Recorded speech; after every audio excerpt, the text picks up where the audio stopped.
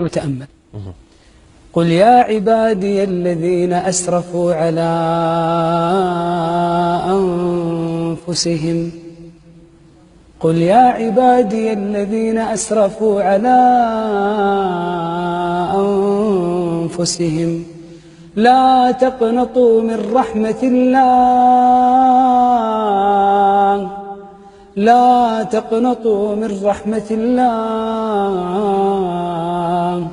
إن الله يغفر الذنوب جميعا إن الله يغفر الذنوب جميعا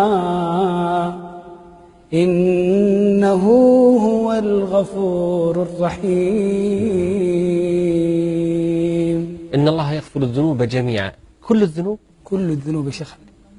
الله عز وجل يقول وهو الذي يقبل التوبة عن عباده ويعفو عن السيئات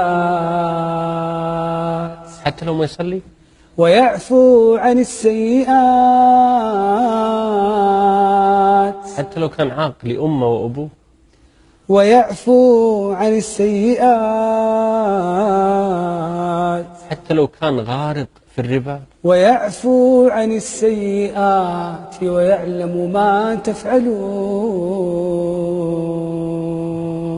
لا إله إلا الله. شيخ علي، أفجر إنسان مر على الكرة الأرضية، الإنسان الوحيد الذي تكبر وطغى على الله سبحانه وتعالى ونادى بأعلى الصوت وقال أنا ربكم الأعلى، فرعون. نعم. حينما أدركه الغرق في البحر أتى جبريل عليه السلام وبدأ يدس في فمه الطين مخافة أن يقول لا إله إلا الله فيرحمه الله عز وجل بها. فقال الله جل في علاه لجبريل يا جبريل وعزتي وجلالي لو استغاثني واستغفرني لغفرت له.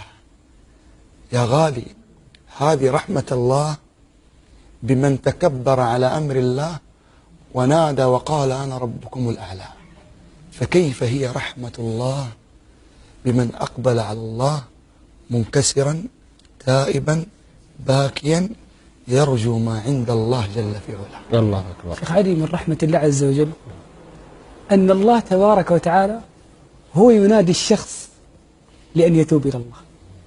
قالت رسلهم أفي الله شك قالت رسلهم أفي الله شك فاطر السماوات والأرض يدعوكم ليغفر لكم من ذنوبكم يدعوكم